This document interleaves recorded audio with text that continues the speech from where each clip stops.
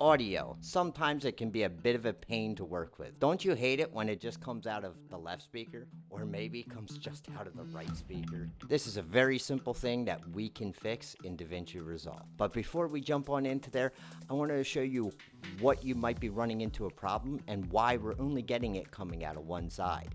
So let's take a look at what my audio setup is. I'm using this microphone, which feeds into this. This is the PreSonus 24C. As you can see, I can plug my microphone into the left side or into the right side, which is going to give me a dominant output while recording stereo into one or into the other. For example, we are plugged into the left side, into number 1. Now let's move it over to number 2. Now we are plugged into number 2, which is coming out of the right side. I have also noticed this problem does happen even with using the DJI mic when I use one of them. Obviously, we're not going to be using multiple microphones just to get the audio to come out of both speakers.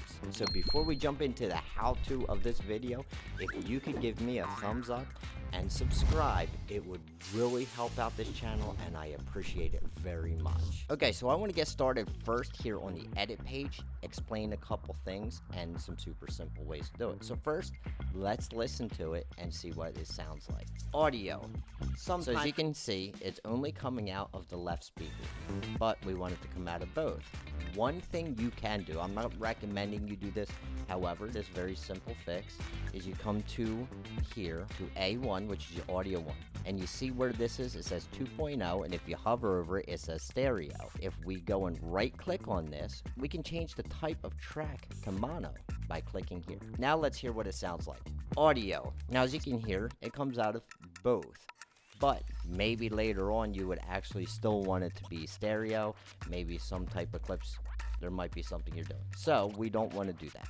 Let's reverse that and go back to stereo. So we want to work with the individual clips. I'm going to start here on the edit page and then we're going to go into the Fairlight page, which will actually give a little bit more visualization and be better later on. But first let's try it here. So we're going to right click on our first clip and we're going to come up here to clip attributes, pretty far down there towards the bottom, and let's click on that. So what you can see here is we have the embedded channels. We have channel 1, channel 2. What that is this is my left side, this is channel 1. This right side is channel 2. So we want to change our right speaker to embedded channel 1. And what that's going to do is going to play channel 1 out of both speakers. So we press OK. Now let's hear it. Audio. Sometimes it can be a bit of a pain. Now we have it coming out of both speakers just like that. So let's go to our next clip so we have something new to work with. And let's hear that. Don't you hate it? As you can see, that's just coming out of the left as well. So now we're going to go into the Fairlight page. So if we come down on here, we come over to this one with the little music symbol and click on that. This is Fairlight. I have zoomed this in. It's probably going to be out pretty far, something like this for you. So you can zoom in, you can drag these little sliders and bring it up so that way we can see it a little bit better. As you can see from here where we have fixed the first one and this is our second clip, and up on the right we can see what we're looking at. Now you see here our audio waveform in the left has something there, but on the right there's nothing. So we're going to do the same thing here. We're going to right click, we're going to go down here to clip attribute, and then we're going to do exactly the same thing.